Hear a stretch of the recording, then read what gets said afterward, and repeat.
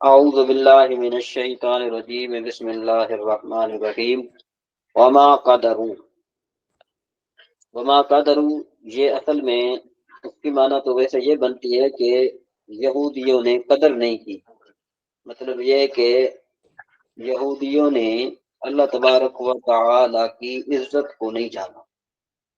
تو اللہ تبارک و تعالی نے فرمایا وما قدر اللہ، اور نہیں عزت کو جانا یہودیوں نے اللہ کی عزت کو، حق کا قدر ہی، جو اس کے قدر کرنے کا حق ہے یا اس کے پہچاننے کا حق ہے یا اس کی عزت کرنے کا حق ہے۔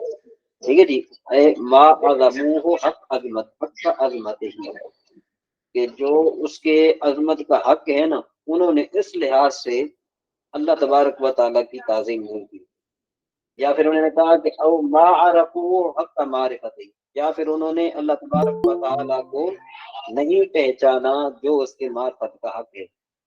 کب نہیں پہچانا انہوں نے کہا جب کہا انہوں نے حضور نبی کریم صلی اللہ تعالی علیہ وآلہ وسلم کو وقد خاصموہ فی القرآن، اور وہ لڑ پڑے حضور نبی کریم صلی اللہ تعالی علیہ وآلہ وسلم کے ساتھ قرآن کے بارے میں۔ کیا کہنے لگے؟ ما انزل اللہ علی بشر من شیء، کہ اللہ تبارک و تعالی نے تو کوئی بھی چیز کسی بشر پر نازل نہیں کی۔ یہ وہ کہنے لگے کہ اس کو حضور نبی کریم صلی اللہ تعالی علیہ وآلہ وسلم کو کہنے لگے کہ اللہ تبارک و تعالی نے تو کوئی چیز کسی بشر پر نازل نہیں کی ہے، اور آپ کہتے ہیں کہ اللہ تبارک و تعالی نے مجھ پر قرآن پاک نازل کیا ہے۔ تو معاذ اللہ، ان کا یہ کہنا در حقیقت یہ ہے کہ انہوں نے اللہ تبارک و تعالی کی عزت کو نہیں جانا، نہیں پہچانا۔ تو جب انہوں نے یہ بات کہی نا، اللہ تبارک و تعالیٰ نے فرمایا اے محبوب آپ ان کو فرمائیں، قل لہم، ان کو فرمائیں، من انزل الکتاب الذی جاء به موسیٰ نورا وہدی للناس تجعلونہ، کہ بھئی کس نے نازل کی، کس نے نازل کیا اس کتاب کو کہ جو موسیٰ علیہ نبی علیہ السلام کے پاس آئی تھی، نور ہے، اور نور اور ہدایت لوگوں کے لیے۔ اور پھر اللہ تبارک و تعالیٰ فرما رہا ہے تجعلونہ، اے یہود تم کرتے تھے، تجعلون بھی آیا ہے، اور جو نے کہے کہ یجعلون بھی آیا ہے، تم کرتے تھے کراتیس۔ کراتیس کا مطلب یہ ہوتا ہے کہ کاغذ کے ٹکڑے، یعنی اے یکتبونہ فی دفاتر مقطعۃ، کہ تم جب وہ دفتر بناتے تھے، ٹکڑے ٹکڑے کر کے تم دفتر بناتے تھے، اس پہ تم لکھتے تھے۔ کیا لکھتے تھے؟ تبدونہا اے ما یحبون ابداءہا منہا، کہ جو تم اس میں سے جو تم پسند کرتے تھے نا وہ تم لکھتے تھے۔ وتخفون کثیرا، اور بہت کچھ تم چھپاتے تھے۔ کیا چھپاتے تھے؟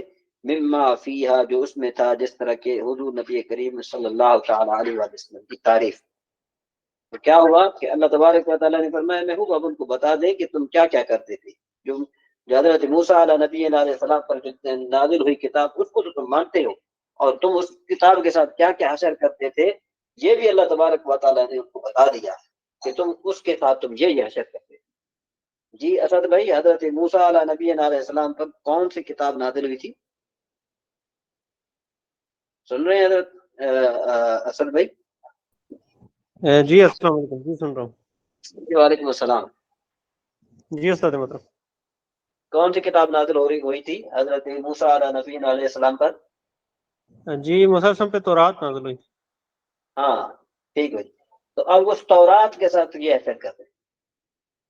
ٹھیک ہے جی، وَعُلِّمْتُمْ أَيُّهَا الْيَهُودُ فِي الْقُرْآنِ، اور اے یہود تم پہچانے گئے قرآن میں، مَا لَمْ تَعْلَمُوا أَنْتُمْ وَلَا آبَاؤُكُمْ، وہ چیز کہ جو تم نے نہیں جانی، تم نے اور تمہارے آبا نے۔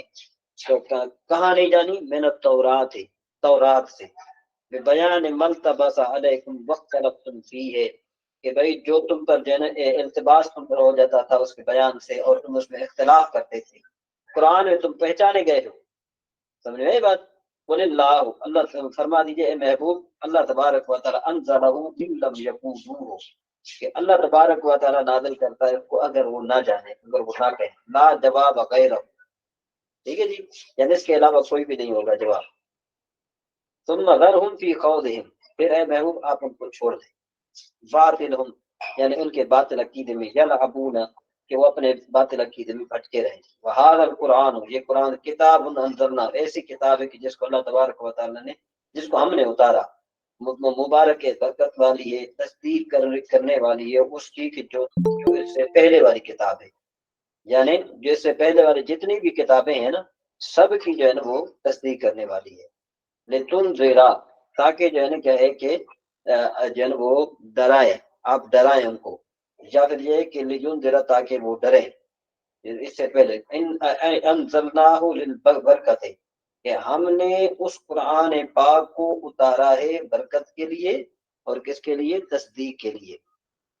لتنذر بہی، تاکہ لتنذر بہی بھی ہو سکتا ہے کہ تاکہ اسے ڈرا جائے، تاکہ اسے ڈرے کو ام القرى، بستی والے، ومن حولہا، کہ جو اس کے ارد گرد ہیں، یعنی اہل مکہ، وسائر الناس، اور سارے لوگ، والذین یؤمنون بالآخرۃ یؤمنون بہ، اور وہ لوگ کہ جو ایمان پر جو آخرت پر ایمان لاتے ہیں، ٹھیک ہے نا جی، اور اس پر ایمان رکھتے ہیں، یعنی کتاب پر یا اللہ تبارک پر، وہم علی صلاتہم یحافظون، تو وہ اپنی نمازوں کی حفاظت کرتے ہیں، خوفا من عقابہا، خوف کرتے ہوئے اللہ تبارک و تعالیٰ کے عذاب سے۔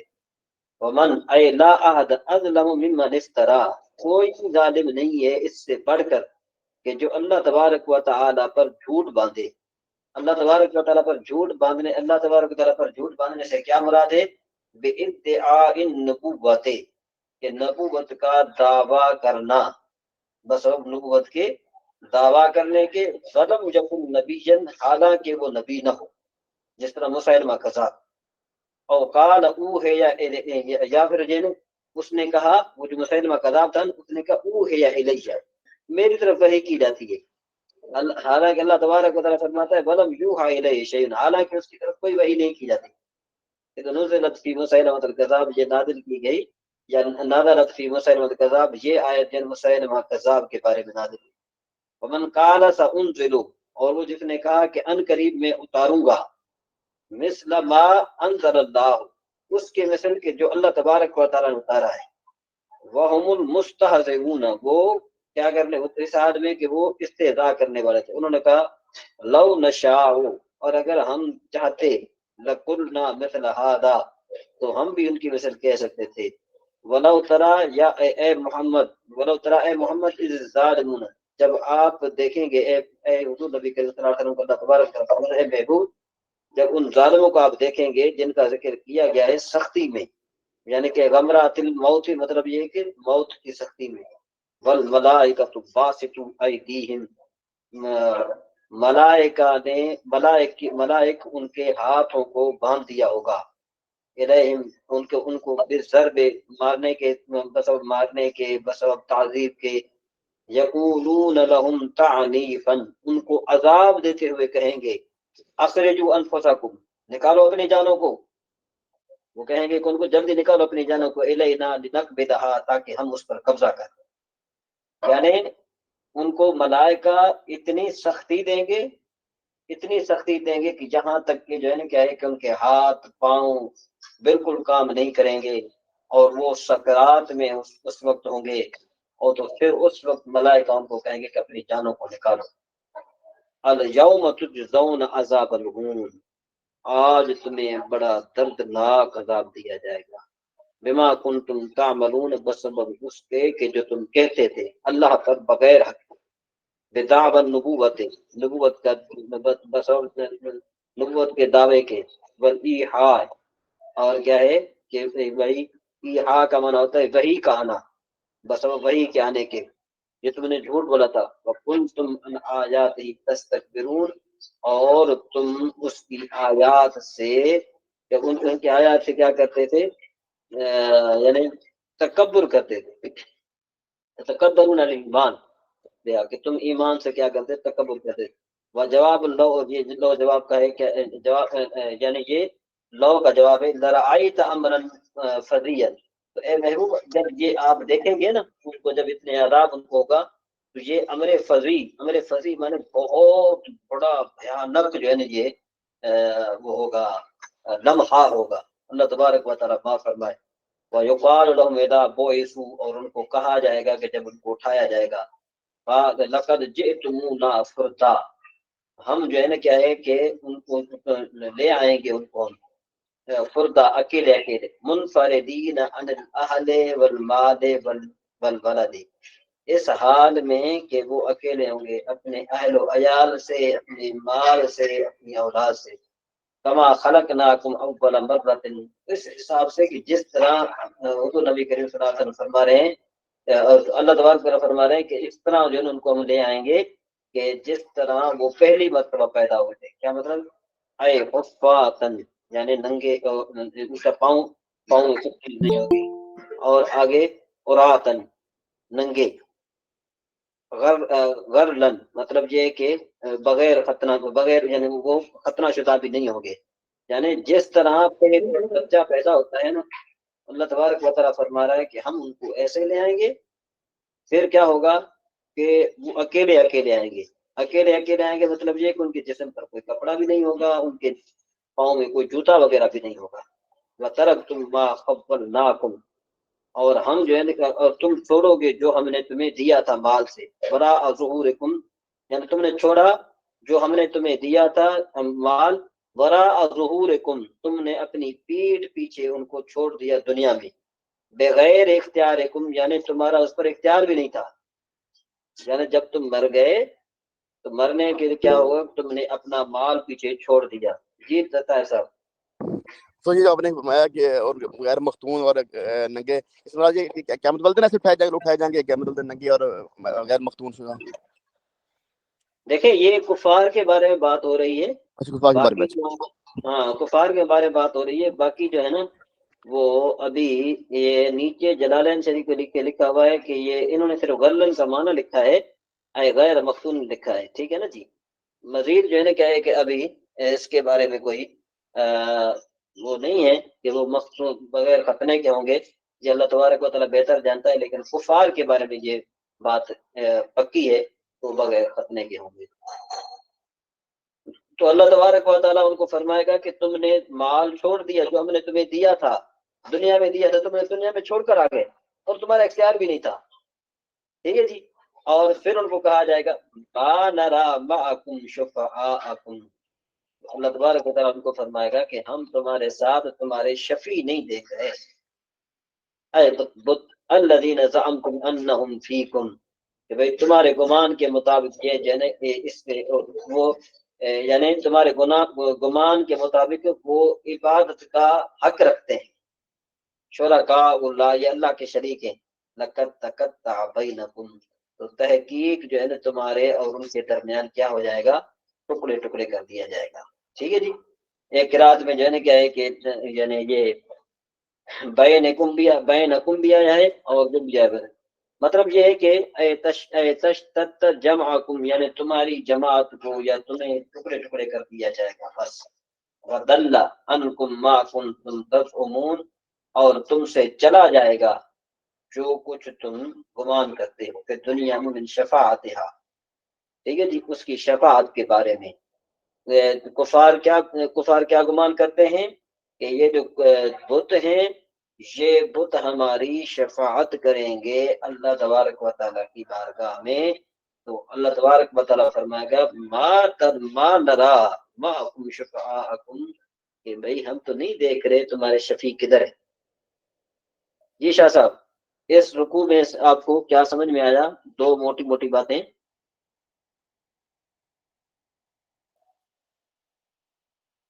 جی عیسیٰ غزالی صاحب۔ میں نے بھی جوائن کیا ہے، 3-4 منٹ ہوئے ہیں۔ جو آپ نے جوائن کیا تھا، آپ نے جو چیز سمجھی تھی وہ مجھے صحیح سمجھ نہیں آیا۔ اچھا آپ کو صحیح سمجھ میں نہیں آیا۔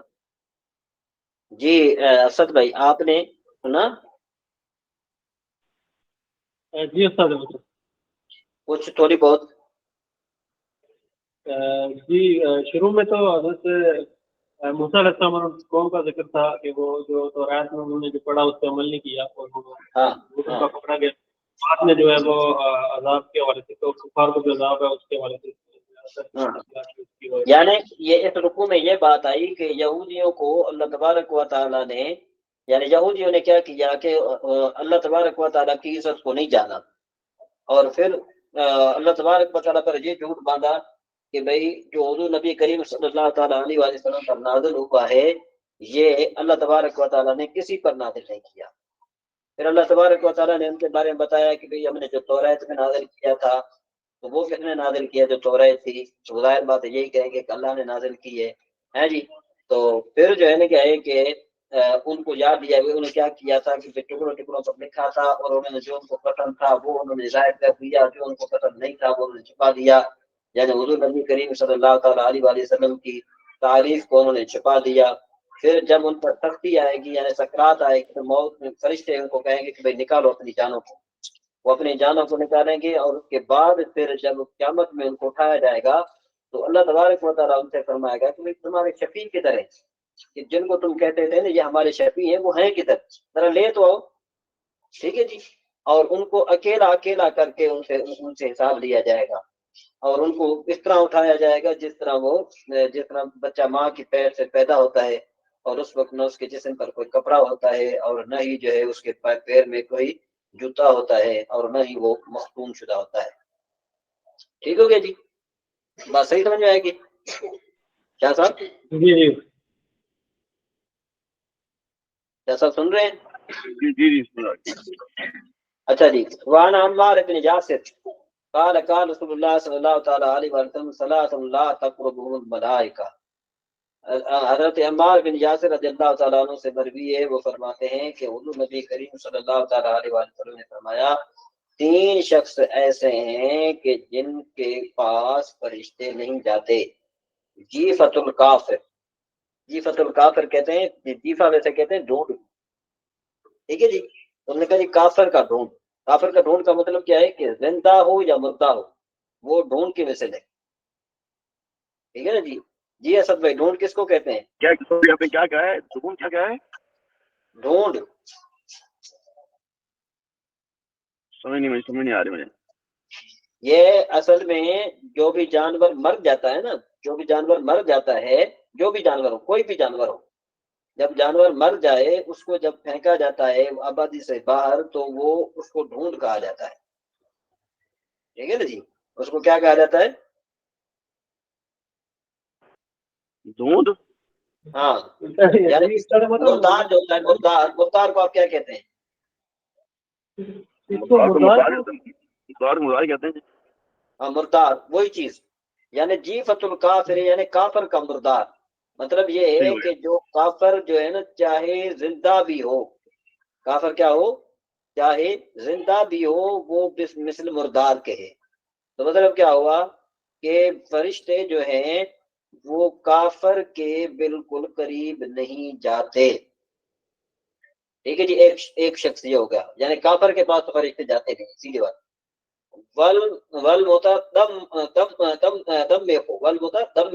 بالخلوق، یہ خلوق ایک قسم کی خوشبو ہے جو عورتیں لگاتی ہیں۔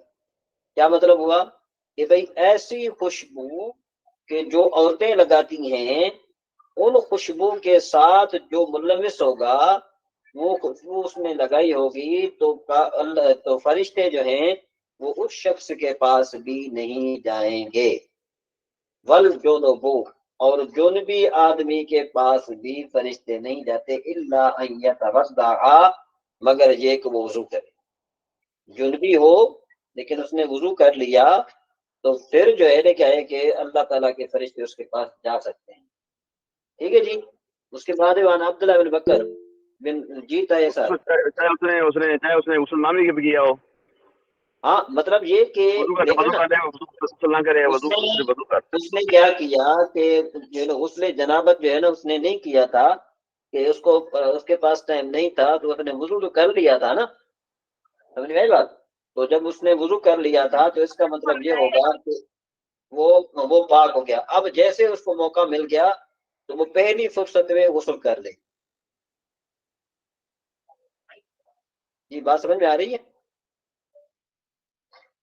طاہر صاحب موجود ہیں چلے گئے؟ جی اچھا میں کر رہی ہوں جی، عارف سن رہا ہوں میں جی، عارف ہاں چلیں، وہ پھر بعد میں آپ پھر ظاہر کی کلاس میں اگر آئیں گے تو پھر میں آپ کو بتا دوں، کوئی بات نہیں۔ نہیں میں سن رہا ہوں ویسے میں گھر میں ہوں بچے سے آتے تو میں ذرا سن رہا ہوں ویسے سن رہا ہوں میں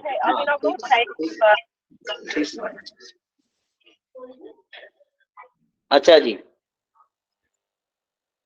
جی اسد بھائی آپ بتائیے کہ کتنے آدمی ہیں جن کے پاس فرشتے نہیں جاتے؟ جی 3 بندے ہیں جن کے پاس فرشتے نہیں۔ کون کون سے؟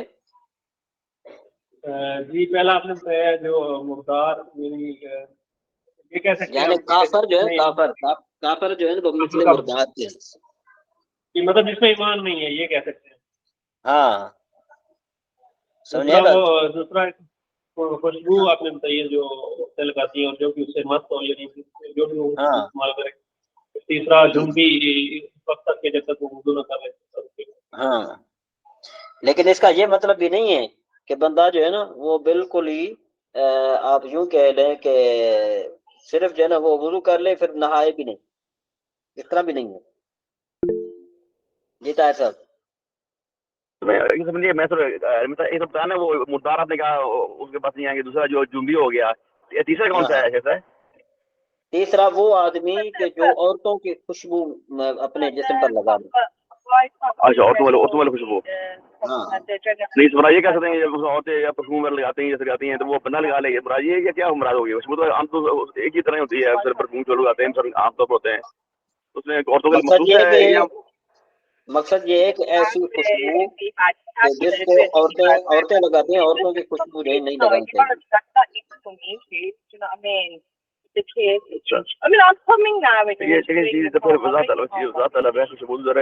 اگر ہم اس کو خوشبو میں لے لیں تو لوگ سارے وہ ایک طرح کے سارے کہتے ہیں مرد ہی لیتے ہیں تو یا پھر مقصد یہ کہ لیکن ایسی پڑے خوشبو گئے سے بچنا چاہیے، جو عورتوں کی خوشبو سے بچنا چاہیے، مردوں کی خوشبو لگانی چاہیے نا۔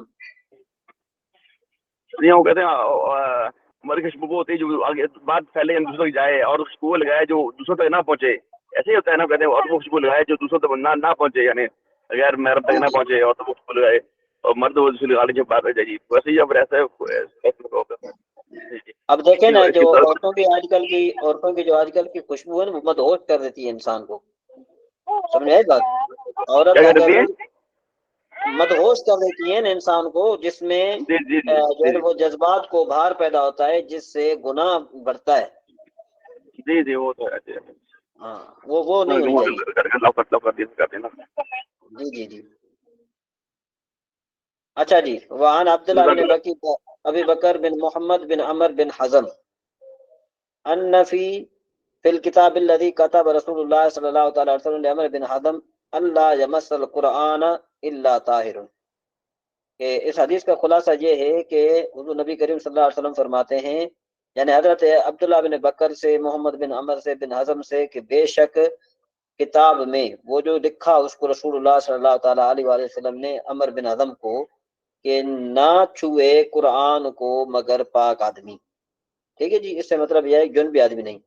وعن نافع قال انطلقت مع ابن عمر في حاجة فقضى ابن عمر حاجته وكان من حديث يومئذ ان قال مر رجل في سكة من السكك فلقى يا رسول الله صلى الله عليه وسلم وقد خرج من غائط او بول فسلم عليه فلم يرد عليه حتى اذا كاد رجل يتبارى في سكته ضرب رسول الله صلى الله عليه وسلم بيديه على الحائط ومسح بهما وجهه ثم ضرب ضربة اخرى۔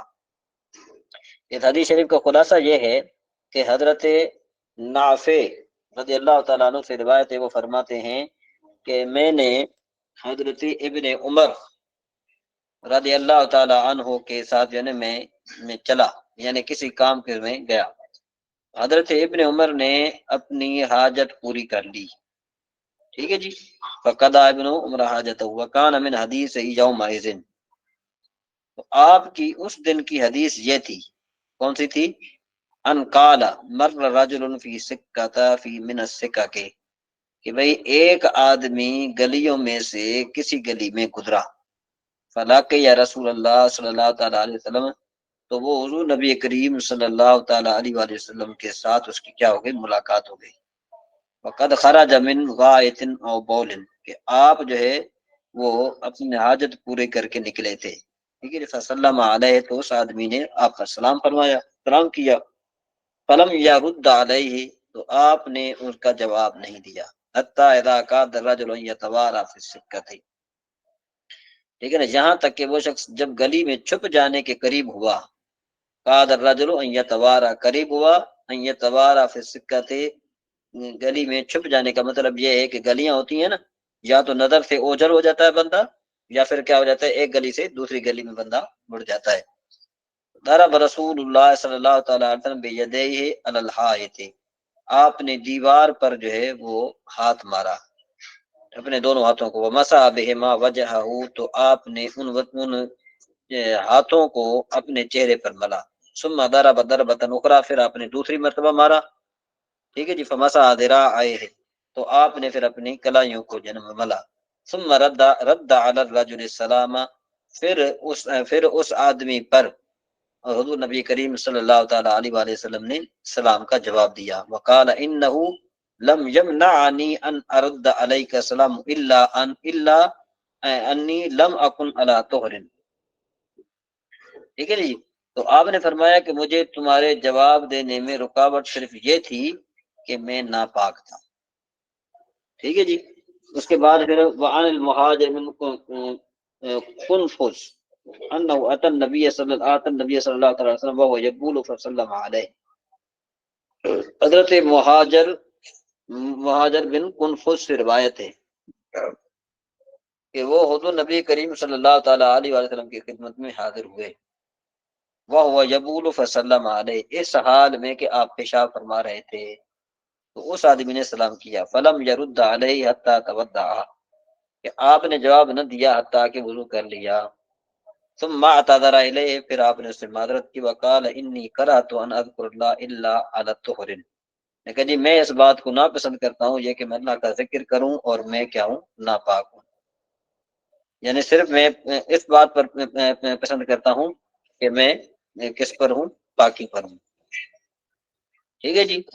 اور جو ہے نا کیا ہے کہ اس کو روایت کیا ہے داؤد نے اور اس کو نسائی نے حتی تودع قول تک، اور کسی نے اور اس نے کہا کہ فلما تودع رد علیہ، اور بعد نے جو ہے کیا ہے کہ بھئی اس کا یہ روایت فرمایا کہ جب وضو کر لیا تو اس کا جواب دیا۔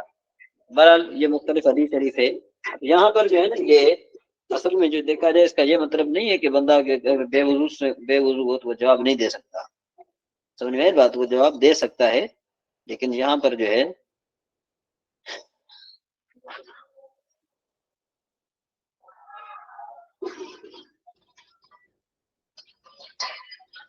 چلیں یہ انشاءاللہ پھر مزید جو ہے اس کی تحقیق کریں گے۔ اچھا جی، اس کے بعد پھر ہمارا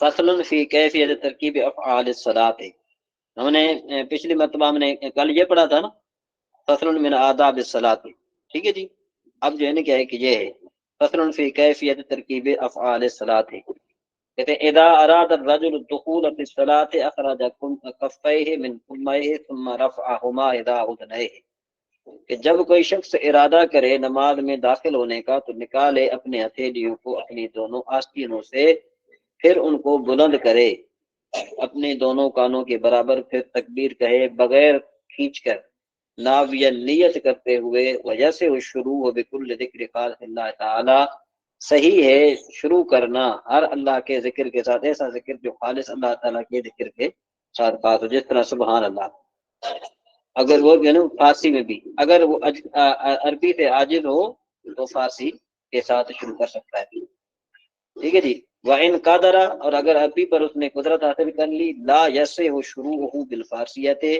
تو فارسی میں شروع کرنا اس کے لیے جائز نہیں ہے، اس کے لیے صحیح نہیں ہے، وَلَا قِرَأَتُهُ، اور نہ ہی اس کی قراءت فارسی میں اصح روایت کے مطابق، ثم وضع يمينه على يساره، پھر اپنے دائیں ہاتھ کو بائیں ہاتھ پر رکھے، تحت سرته، ناف کے نیچے، عقب تحریمہ کے بعد، بلا مہلت، بغیر مہلت کے، مستفتحن یعنی ثنا پڑھتے ہو، وہ اور وہ کیا چیز ہے، ان یقول سبحانک اللہم وبحمدک وتبارک اسمک وتعالی جدک ولا الہ غیرک، ٹھیک ہے جی، یہ ہے۔ اور یفتتح کل مسلم، ہر نمازی ثنا پڑھے گا، پھر تعوذ پڑھے گا آستے قرات کے لیے، فیاتی بہ المسبوق للمقتدی، تو مسبوق جو ہے وہ اس کو لائے گا، کس کو لائے گا، ثنا کو لائے گا، مطلب یہ کہ ایک آدمی کی ایک رکعت قضا ہو گئی، جیسے امام سے وہ اٹھے گا تو وہ پھر کیا پڑھے گا؟ ثنا پڑھے گا. ٹھیک ہے جی. لیکن مقتدی کیا ہوا کہ جیسے ہی اس نے ہوا شروع ہوا امام کے ساتھ، اب امام نے قرات شروع کر دی تو اب مقتدی کے لیے جائز نہیں ہے کہ وہ ثنا پڑھے. وَيُؤَخِّرُ عَنْ تَكْبِيرَاتِ الْعِيدَيْنِ، اور مؤخر کرے گا ثنا کو عیدین کی تکبیرین سے. ثم یسمى سرا، پھر بسم اللہ پڑھے گا آستے. ویسمى فی کل رکعت قبل الفاتحہ، اور ہر رکعت میں فاتحہ سے پہلے بسم اللہ پڑھے گا. ٹھیک ہے جی. پھر پڑھے گا سورہ فاتحہ. وَأَمَرَ الْإِمَامُ وَالْمَأْمُومُ، تو مقتدی اور امام دونوں آمین کہیں گے آستے. ثم قرأ سورۃ، پھر سورت پڑھے گا یا 3 آیتیں پڑھے گا. ثم کبر راکعا، پھر وہ تکبیر کہے گا جھکتے ہوئے، یعنی رکوع کرتے ہوئے. مطمئنن، قرار پکڑتے ہوئے. مسویا راسہ بعجلہ، کہ بھئی اپنے سر کو پیٹھ کے برابر رکھتے ہوئے، کہ اپنے جو ہے نا وہ اپنے سر کو پیٹھ کے برابر رکھے، پیٹھ سے جھکائے نہیں. اکثر طور پر جب آپ نے دیکھا ہوگا کہ جب جو لوگ رکوع میں جاتے ہیں نا تو پھر کیا کرتے ہیں کہ اپنے سر کو پیٹھ سے نیچے کر لیتے ہیں. اپنے سر کو پیٹھ سے نیچے نہیں کرنا چاہیے بلکہ پیٹھ کے برابر رکھنی چاہیے. ٹھیک ہے جی. اچھا جی. پھر کیا ہے؟ آسادہ رکبتہ ہے، کہ بھئی وہ اپنے دونوں گھٹنوں کو پکڑے گا اپنے دونوں ہاتھ سے. مفرجن اصابعہ، اپنی انگلیوں کو کھلا رکھے گا. وسبح فیہ ثلاثا، اور اس میں 3 مرتبہ تسبیح پڑھے گا. وذالک ادناہ، اور یہ کم از کم ہے، یعنی اگر زیادہ پڑھ لے تو کوئی حرج نہیں ہے. ثم رفع راسہ، پھر اپنے سر کو اٹھائے. واطمأن قائلا سمع اللہ لمن حمدہ، پھر اطمینان حاصل کرے کہتے ہوئے سمع اللہ لمن حمدہ ربنا لک الحمد، اگر امام ہو یا اکیلا ہو. ٹھیک ہے جی. اور مقتدی کافی ہے اس کو تحمید. ثم کبر، پھر وہ تکبیر کہے خارن، جھکتے ہوئے. للسجود، سجدے کے لیے. ثم وضع رکبتیہ ثم یدیہ، پھر وہ اپنے دونوں گھٹنوں کو پکڑے گا، نہیں اپنے رکھے گا دونوں گھٹنے، پھر دونوں ہاتھ، پھر اپنا چہرہ دونوں ہتھیلیوں کے درمیان. وسجد بانفہ، اور سجدہ کرے گا اپنی ناک کے ساتھ. وجبہتہ، اپنی پیشانی کے ساتھ. مطمئنا مسبحا ثلاثا، اطمینان کرتے ہوئے 3 تسبیح کے ساتھ. وذالک ادناہ، اور یہ کم از کم ہے. وجافع بدنہ عن فخذیہ، اور اپنے پیٹ کو علیحدہ رکھے گا رانوں سے. وعضدیہ عن یدیہ، اور اپنے دونوں سائڈوں کو اپنی دونوں جو ہے نا وہ بازوؤں سے. فی غیر زحمت، بغیر رش کے، یعنی جہاں پر رش نہ ہو. موجہن اصابع یدیہ ورجلیہ نحو القبلۃ، کہ بھئی قبلے کی طرف اپنے پیروں، اپنے پاؤں اور اپنی دونوں ہاتھوں کی انگلیوں کو قبلے کی طرف کرتے ہوئے. ٹھیک ہے. والمرأۃ تخفض، اور عورت جو ہے نا وہ کیا سمٹ جائے گی. وتلذق بطنہا، اور اپنے پیٹ کو ملا لے گی. بفخذیہا، اپنی رانوں کے ساتھ. وجلس بین السجدتین، اور بیٹھے گی 2 سجدوں کے درمیان. وادین، رکھتے ہوئے اپنا پاؤں. علی فخذیہ، ٹھیک ہے نا جی، اپنے اس پر دونوں رانوں پر. مطمئنن، اطمینان کرتے ہوئے، یعنی اطمینان کے ساتھ، تسلی کے ساتھ. ثم کبر، پھر تکبیر کہے گی. پھر تکبیر وہ آدمی کہے گا نا، یہ تو عورت کی بات درمیان گزر گئی. اب وسجد مطمئن، اور سجدہ کرے گا مطمئن طریقے سے. وسبح فیہ ثلاثا، اور پھر 3 تکبیریں کہے گا. وجافع بطنہ عن فخذیہ وایدی عضدیہ، اور اپنے دونوں رانوں کو اپنے پیٹ سے علیحدہ کرے گا، اور اپنے بازوؤں کو اپنے سائڈوں سے. ثم رفع راسہ مکبرا، پھر جو ہے نا کیا ہے کہ اٹھائے گا اپنے سر کو تکبیر کرتے ہوئے. للنہوض بلا اعتماد، یعنی اٹھنے کے لیے بغیر اعتماد کرتے ہوئے. کس کے لیے؟ زمین پر وہ اعتماد نہیں. جب پہلی رکعت نے ادا کر لی، دوسرا سجدہ ادا کر لیا، تو اب یہ جو اٹھے گا اپنے سر کو اٹھائے گا. پھر کیا کرے گا کہ بغیر اعتماد کرتے، یعنی زمین کا سہارا نہیں لے. ٹھیک ہے جی. نہ ہاتھوں کے ساتھ اور نہ ہی بیٹھنے کے ساتھ، بلکہ جیسے ہی سجدے سے اٹھے تو فوراً ہی چلا جائے. والرکعۃ الثانیۃ کالاولی، اور جو دوسری رکعت ہے وہ پہلی کی طرح. الا انہ لا یسنى، ہاں اس میں یہ فرق ہے تو وہاں پر ثنا نہیں پڑے گا اور نہ تعوذ پڑے گا، اور نہیں جو ہے نا وہ یہاں پر ولا یسن رفع الیدین الا عند افتتاح کل صلاۃ، یہاں پر جو ہے نا یہ اس کے بارے میں بات ہو رہی ہے، ہاتھ اٹھانے کے بارے میں بات ہو رہی ہے. وہ انشاءاللہ پھر نیکسٹ کلاس میں انشاءاللہ آپ کو پڑھائیں گے انشاءاللہ. ٹھیک ہے جی. اس کے بعد ہے آپ کا فیض الادب. جی کون پڑھے گا؟ قتل زید ثم بکر، قتل کیا گیا زید پھر بکر. یہ فعل ہے، یہ فعل مجہول ہے. زید جو ہے یہ معطوف علیہ ہے، ثم بکر معطوف. معطوف علیہ معطوف سے معطوف علیہ اپنے معطوف سے مل کر یہ نائب فاعل ہو جائے گا فعل کا، فعل اپنے نائب فاعل سے مل کر جملہ فعلیہ خبریہ ہو جائے گا. ٹھیک ہے جی. تو ابھی کون ترکیب کرے گا اس کی؟ جی شاہ صاحب آپ نے سنی یہ ترکیب؟ قتل زید ثم بکر. جی اسد بھائی آپ نے ترکیب سنی؟ جی سر مطلب سنی لیکن میں تھوڑا مصروف ہوں، تھوڑا سا میں ذرا سنوں. چلے ٹھیک ہے جی. اچھا جی. بسملہ ابو خالد فاکلا، بسملہ ابو خالد. ٹھیک ہے نا جی بھائی. بسملہ فعل، ابو مضاف، خالد مضاف الیہ، مضاف مضاف الیہ مل کر یہ کیا ہو جائے گا؟ یہ فاعل ہو جائے گا کس کا؟ فعل کا. ٹھیک ہے جی. فاکلا جو ہے نا یہ اس کو ہم یہاں پر جو ہے پہلے اس کی بات تو یہ ہے کہ تھوڑا یہ شرط جزا ہوگی، یہ بنے گی شرط. فاکلا جو ہے نا کیا ہے کہ یہ بن جائے گی جزا اس کی. ان اللہ خلق الجن والانس، بے شک اللہ تبارک و تعالی نے جن اور انسان کو پیدا فرمایا. ان حرف عزوم و شبہ فعل، فعل اس میں جلالت جو ہے نا یہ کیا بن جائے گا؟ یہ بن جائے گا اس میں ان. خلق فعل، الجن خلق فعل اس میں ہوا ضمیر اس کا فاعل، الجن معطوف علیہ، واو حرف والانس معطوف. معطوف علیہ اپنے معطوف سے مل کر یہ کیا بن جائے گا؟ مفعول بھی بن جائے گا فعل کا، فعل اپنے فاعل اور مفعول بھی سے مل کر جملہ فعلیہ خبریہ ہو کر یہ خبر بن جائے گی ان کی. ان اپنے اسم اور خبر سے مل کر جملہ اسمیہ خبریہ ہو جائے گا. ٹھیک ہے جی. یہ آپ کی 3 سے 4 ترکیبیں آج آ گئی. اس کے بعد ہے شرح میں تعمیل. شرح میں تعمیل جو ہے وہ افعال مدہ وزن. سماعی عوامل کی 12ویں قسم کن افعال کے بارے میں ہے؟ جواب سماعی عوامل کی 12ویں قسم افعال مدہ وزن کے بارے میں ہے. سوال افعال مدہ وزن کی وجہ تسمیہ بیان کریں. کہ جواب ان کو افعال مدہ وزن اس لیے کہتے ہیں کہ ان سے کسی شخص کی مدح، اچھائی اور ذم برائی کو بیان کیا جاتا ہے. سوال افعال مدہ وزن کتنے ہیں؟ جواب افعال مدہ وزن 4 ہیں. ٹھیک ہے جی. فعل مدح پہلا فعل مدح نعم. افعال مدہ وزن میں پہلا فعل کون سا ہے؟ جواب افعال مدہ وزن میں سے پہلا فعل نعم ہے. یہ نعم نہیں، نعمہ نہیں ہے، نعمہ جو ہے نا اور چیز ہے، نعم. ٹھیک ہے جی. نعم ہاں نعم ہے، سوری نعم ہے. ٹھیک ہے. سوال نعم اصل میں کیا تھا؟ جواب اصل کی اس کی اصل نعیم فا کلمہ مفتوح اور عین کلمہ مکسور. عین کلمے کی اتباع میں فا کلمے کو کسرہ دیا، پھر تخفیف عین کلمے کو ساکن کر دیا تو نعمہ ہو گیا. سوال نعمہ کے فاعل کی کتنی صورتیں ہیں؟ جواب نعمہ کے فاعل کی 3 صورتیں ہیں. نعمہ کا فاعل کبھی اسم جنس معرف باللام ہوتا ہے، مثلا نعم الرجل حامد، حامد اچھا آدمی ہے. تو الرجل نعمہ کا فاعل ہونے کی وجہ سے مرفوع ہے، اور حامد جو ہے مخصوص المدح اس لیے مرفوع ہے کہ مبتدا ہے. اور نعم الرجل فعل اپنے فاعل سے مل کر جملہ انشئیہ ہو کر مبتدا کی خبر مقدم، یا پھر وہ حامد اس لیے مرفوع ہے کہ مبتدا ہے ضمیر معذوف کی خبر ہے. اس جملے کی تقدیر عبارت ہوگی نعم الرجل و حامد، اچھا آدمی وہ حامد ہے.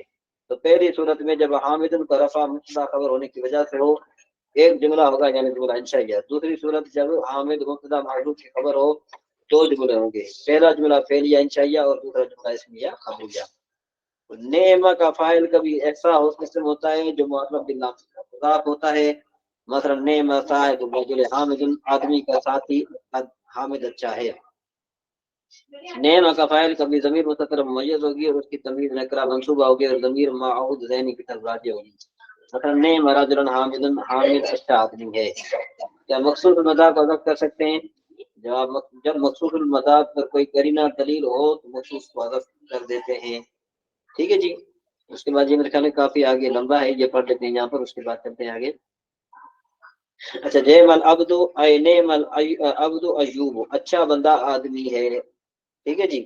یعنی ایوب علیہ السلام اچھے انسان ہیں. قرینہ آیت کا ایوب علیہ السلام کے قصے میں وارد ہونا ہے. اچھا مخصوص المدح یا مخصوص ضم میں کیا شرط ہے؟ لیکن مخصوص المداج مخصوص ضمن شرط افراد تسنیہ جمع اور تکثیر و تانیث میں فاعل کے مطابق ہونا ہے.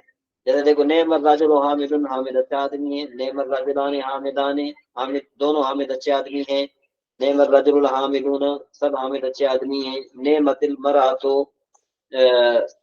ہند، ہند اچھی عورت ہے. نعمت المرأتان الہندان دونوں ہند نام کی عورتیں اچھی ہیں. نعمت النساء الہندات سب ہند نام کی عورتیں اچھی ہیں. یہ فعل ضم کے بارے میں انشاءاللہ بعد میں پڑھیں گے.